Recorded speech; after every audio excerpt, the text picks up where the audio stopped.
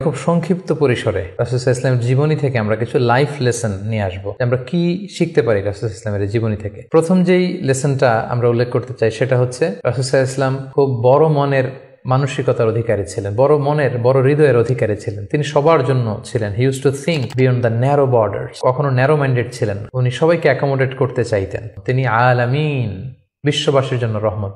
He is for all and his teaching is for all. দ্বিতীয় যে শিক্ষাটা আমরা পাই সেটা হচ্ছে রাসূল সাল্লাল্লাহু আলাইহি ওয়াসাল্লাম সবসময় সংঘবদ্ধ জীবন যাপন করেছেন। আমরা যদি দেখি মক্কাতে সংঘবদ্ধ, মদিনাতে সংঘবদ্ধ, যেখানে তিনি ছিলেন সংঘবদ্ধ ছিলেন। এবং আমরা যেন ইউনাইটেড থাকি, কোরআনের শিক্ষাটা তিনি বারবার বলেছেন, ওয়ালা তাফাররাকু, তোমরা বিচ্ছিন্ন হয়ো না, তোমরা আলাদা হয়ে জীবন যাপন করো না, বরং তোমরা সংঘবদ্ধ জীবন যাপন করো। 3 নাম্বার যে শিক্ষাটি আমরা পাই রাসূল সাল্লাল্লাহু আলাইহি ওয়াসাল্লামের জীবনী থেকে সেটা হচ্ছে তিনি পিস লাভার ছিলেন, শান্তিকামী। কখনো সংঘাতে সহজে বিরোধে জড়াতে চাইতেন না। সবসময় শান্তি প্রতিষ্ঠায় তিনি অগ্রগামী ছিলেন। আমরা যদি দেখি যে কুরাইশদের সাথেও কিন্তু তিনি পিস ট্রিটি করেছেন, শান্তি চুক্তি। সাহাবারা রাজি হচ্ছিলেন না, কিন্তু তিনি করেছেন। মদিনায় এসে তিনি মদিনা চার্টার করেছেন, মদিনা সনদ করেছেন, ইহুদিদের সাথে একসাথে থেকেছেন। কিন্তু মদিনা সনদ ভঙ্গ হয়েছে যখন তারা বিশ্বাসঘাতকতা করেছে। তার মানে তিনি সবসময় শান্তির পক্ষে ছিলেন। তো আমরা যারা নবীজির উম্মত বলে নিজেদেরকে দাবি করি, আমরা যেন সবসময় শান্তিকামী হই, আমরা যেন শান্তির পক্ষে থাকি, এটা আমাদের জন্য শিক্ষা। 4 নাম্বার যে শিক্ষাটি আমরা পাই সেটা হচ্ছে he was the flag bearer of justice. ন্যায় যেখানে, সত্য যেখানে, ইনসাফ যেখানে, জাস্টিস যেখানে, তিনি সেখানে। তার প্রমাণ আমরা দেখি 20 বছর বয়সে তিনি যখন যুবক, তখন তিনি হেলফুল ফুজুল নামে যুব সংঘ করেছেন। উদ্দেশ্য কি ছিল? মাআল মাজলুম দিদ্দাল জালিম। আমরা সবসময় মাজলুমের পক্ষে থাকবো, জালেমের বিরুদ্ধে। কোনো জালেম যেন কোনো ব্যবসায়ীকে, ভিনদেশীকে, কাউকে যেন ঠকাতে না পারে। মাজলুমের পক্ষে লড়বার জন্য তিনি এটা করেছেন। তার মানে ইনসাফ, জাস্টিস, ন্যায় পরায়ণতার পক্ষে তিনি সবসময় কাজ করেছেন। আমরা যেন সবসময় ন্যায় পরায়ণতার পক্ষে থাকি, এটাই আমাদের জন্য শিক্ষা। 5 নাম্বার যে ব্যাপারটা আমরা দেখি যে রাসূল সাল্লাল্লাহু আলাইহি ওয়াসাল্লামের পুরো জীবনীটা যদি আপনারা খেয়াল করেন, সবসময় রাসূল সাল্লাল্লাহু আলাইহি ওয়াসাল্লাম একটা স্ট্রাগলের মধ্য দিয়ে গিয়েছেন। তিনি আল্লাহর নবী, শুধু নবী নয়, শ্রেষ্ঠ নবী, আল্লাহর হাবিব। তার কাছে কোরআন নাজিল হয়েছে, তার কাছে ওহী আসতো, আল্লাহর সরাসরি সাহায্য তিনি পেয়েছেন, আল্লাহর সাথে কথা বলতেন। তারপরও তার জীবন কিন্তু স্ট্রাগল মুক্ত ছিল না। সবসময় তিনি স্ট্রাগলের মধ্য দিয়েছিলেন। আমরা একটু স্ট্রাগল করলে হতাশ হয়ে পড়ি, একটু বিপদে পড়লে হতাশ হয়ে পড়ি। আমরা যদি রাসূলের জীবনী দেখি তাহলে আমরা বুঝতে পারবো না, হতাশ হওয়া যাবে না, ধৈর্য ধারণ করতে হবে। কারণ struggle is the part of our life. আমার নবী স্ট্রাগল করেছেন, তিনি সংগ্রাম করেছেন। সো সংগ্রাম আমাদের জীবনের অংশ। এই শিক্ষাটা আমরা পাই। 6 নাম্বার যে শিক্ষাটি আমরা পাই সেটা হচ্ছে রাসূল সাল্লাল্লাহু আলাইহি ওয়াসাল্লাম ব্যক্তিগত জীবনে অত্যন্ত সৎ ছিলেন। যে কারণে যে কুরাইশরা রাসূল সাল্লাল্লাহু আলাইহি ওয়াসাল্লামের বিরোধিতা করত, তারাই রাসূল সাল্লাল্লাহু আলাইহি ওয়াসাল্লামকে উপাধি দিয়েছিল আস-সাদিক আল আমিন, সত্যবাদী, আমানতদার। যেদিন তিনি হিজরত করবেন সেদিন তিনি তার ঘরে রাসূল সাল্লাল্লাহু আলাইহি ওয়াসাল্লাম আলী রাদিয়াল্লাহু তাআলা আনহুকে রেখে গিয়েছিলেন। কারণ ওনার কাছে মক্কার অনেক লোকেরা আমানত রেখেছিল। সেই আমানতগুলো বুঝিয়ে দিতে আলী রাদিয়াল্লাহু তাআলা আনহুর 3 দিন সময় লেগেছিল। এত পরিমাণে ডিপোজিট ছিল, আমানতের বিভিন্ন জিনিসপত্র ছিল, সেগুলো আলী রাদিয়াল্লাহু তাআলা আনহু বুঝিয়ে দিয়ে তারপরে তিনি হিজরত করেছেন। কতটা আমানতদার ছিলেন আমাদের প্রিয় নবী। এবং ওনার এই ব্যবসায় আমানতদারিতায় মুগ্ধ হয়েই কিন্তু খাদিজা রাদিয়াল্লাহু তাআলা আনহা রাসূল সাল্লাল্লাহু আলাইহি ওয়াসাল্লামকে বিয়ের প্রস্তাব দিয়েছিলেন। তো তার উম্মত হিসেবে আমাদের উচিত সত্যবাদী, সৎ এবং আমানতদার হওয়ার চেষ্টা করা। 7 নাম্বার যে শিক্ষাটি আমরা রাসূল সাল্লাল্লাহু আলাইহি ওয়াসাল্লামের জীবনী থেকে পাই সেটা হচ্ছে রাসূল সাল্লাল্লাহু আলাইহি ওয়াসাল্লামের একটা ফ্রেন্ডলি ইন্টারাকশন ছিল তার ফলোয়ারদের সাথে, good interaction with the followers.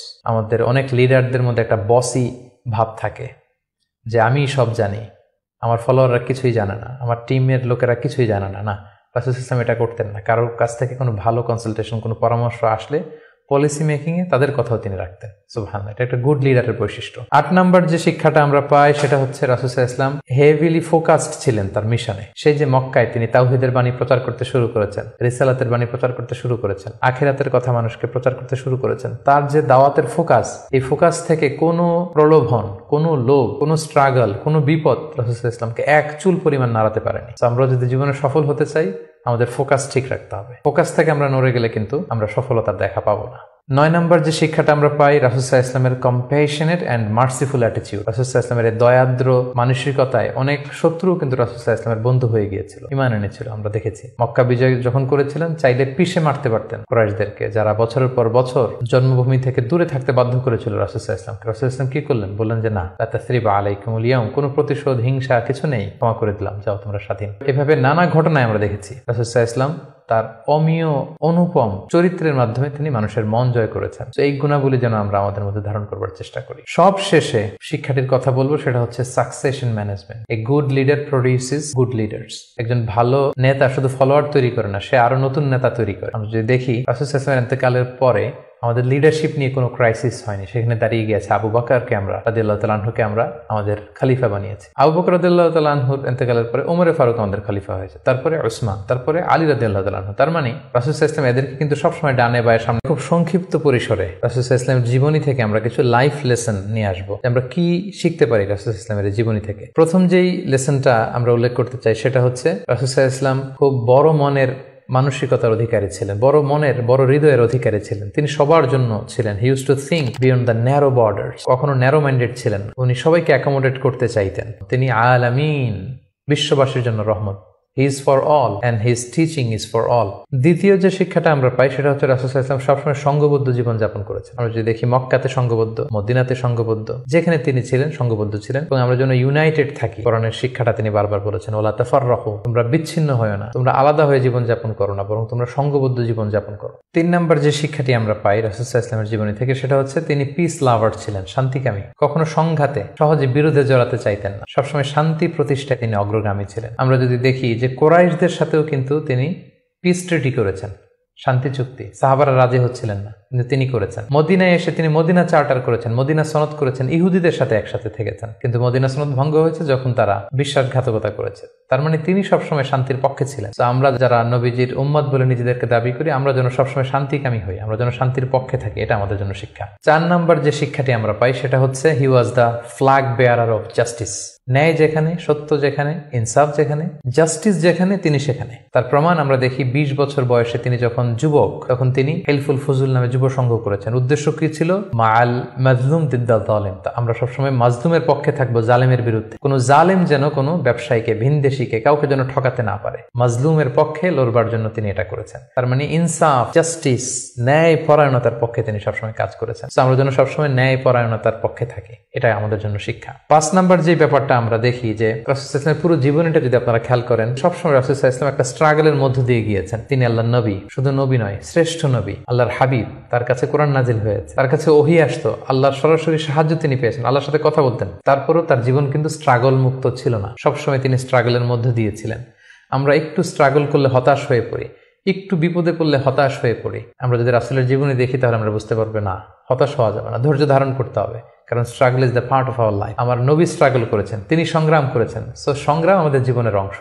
এই শিক্ষাটা আমরা পাই। 6 নম্বর যে শিক্ষাটি আমরা পাই সেটা হচ্ছে রাসূল সাল্লাল্লাহু আলাইহি ওয়াসাল্লাম ব্যক্তিগত জীবনে অত্যন্ত সৎ ছিলেন, যে কারণে যে কুরাইশরা রাসূল সাল্লাল্লাহু আলাইহি ওয়াসাল্লামের বিরোধিতা করত, তারাই রাসূল সাল্লাল্লাহু আলাইহি ওয়াসাল্লামকে উপাধি দিয়েছিল আস-সাদিক আল আমিন, সত্যবাদী, আমানতদার। যেদিন তিনি হিজরত করবেন সেদিন তিনি তার ঘরে রাসূল সাল্লাল্লাহু আলাইহি ওয়াসাল্লাম আলী রাদিয়াল্লাহু তাআলা আনহুকে রেখে গিয়েছিলেন, কারণ ওনার কাছে মক্কার অনেক লোকেরা আমানত রেখেছিল। সেই আমানতগুলো বুঝিয়ে দিতে আলী রাদিয়াল্লাহু তাআলা আনহুর 3 দিন সময় লেগেছিল। এত পরিমাণে ডিপোজিট ছিল, আমানতের বিভিন্ন জিনিসপত্র ছিল, সেগুলো আলী রাদিয়াল্লাহু তাআলা আনহু বুঝিয়ে দিয়ে তারপরে তিনি হিজরত করেছেন। কতটা আমানতদার ছিলেন আমাদের প্রিয় নবী। এবং ওনার এই ব্যবসায় আমানতদারিতায় মুগ্ধ হয়েই কিন্তু খাদিজা রাদিয়াল্লাহু তাআলা আনহা রাসূল সাল্লাল্লাহু আলাইহি ওয়াসাল্লামকে বিয়ের প্রস্তাব দিয়েছিলেন। তো তার উম্মত হিসেবে আমাদের উচিত সত্যবাদী, সৎ এবং আমানতদার হওয়ার চেষ্টা করা।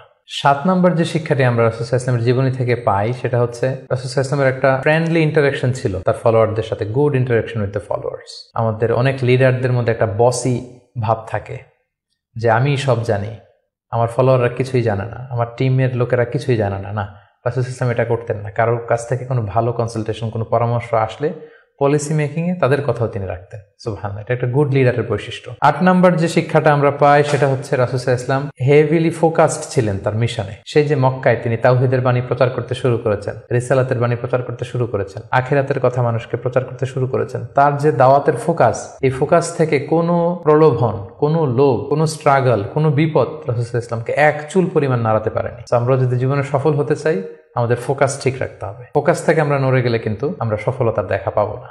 9 নম্বর যে শিক্ষাটা আমরা পাই রাসূল সাল্লাল্লাহু আলাইহি ওয়াসাল্লামের কম্প্যাশনেট এন্ড মার্সিফুল অ্যাটিটিউড। রাসূল সাল্লাল্লাহু আলাইহি ওয়াসাল্লামের দয়াদ্র মানসিকতায় অনেক শত্রু কিন্তু রাসূল সাল্লাল্লাহু আলাইহি ওয়াসাল্লামের বন্ধু হয়ে গিয়েছিল, ঈমান এনেছিল। আমরা দেখেছি মক্কা বিজয় যখন করেছিলেন চাইলে পিষে মারতে পারতেন কুরাইশদেরকে, যারা বছরের পর বছর জন্মভূমি থেকে দূরে থাকতে বাধ্য করেছিল রাসূল সাল্লাল্লাহু আলাইহি ওয়াসাল্লামকে। রাসূল সাল্লাল্লাহু আলাইহি ওয়াসাল্লাম কি করলেন? বললেন যে না, লা তাসরিবা আলাইকুমুল ইয়াউম, কোনো প্রতিশোধ, হিংসা কিছু নেই, ক্ষমা করে দিলাম, যাও তোমরা স্বাধীন। এভাবে নানা ঘটনায় আমরা দেখেছি রাসূল সাল্লাল্লাহু আলাইহি ওয়াসাল্লাম তার অমীয় অনুপম চরিত্রের মাধ্যমে তিনি মানুষের মন জয় করেছেন। তো এই গুণাবলী যেন আমরা আমাদের মধ্যে ধারণ করবার চেষ্টা করি। সব শেষে শিক্ষাটির কথা বলবো, সেটা হচ্ছে succession management. A good leader produces good leaders. একজন ভালো নেতা শুধু ফলোয়ার তৈরি করে না, সে আরো নতুন নেতা তৈরি করে। আমরা যদি দেখি রাসূল সাল্লাল্লাহু আলাইহি ওয়াসাল্লামের ইন্তেকালের পরে আমাদের লিডারশিপ নিয়ে কোনো ক্রাইসিস হয়নি, সেখানে দাঁড়িয়ে গিয়েছে আবু বকরকে আমরা রাদিয়াল্লাহু তাআলা আনহুকে আমরা আমাদের খলিফা বানিয়েছি। আবু বকর রাদিয়াল্লাহু তাআলা আনহুর ইন্তেকালের পরে ওমরে ফারুক আমাদের খলিফা হয়েছে, তারপরে উসমান, তারপরে আলী রাদিয়াল্লাহু তাআলা আনহু। তার মানে রাসূল সাল্লাল্লাহু আলাইহি ওয়াসাল্লাম এদেরকে কিন্তু সবসময় ডানে বায়ে সামনে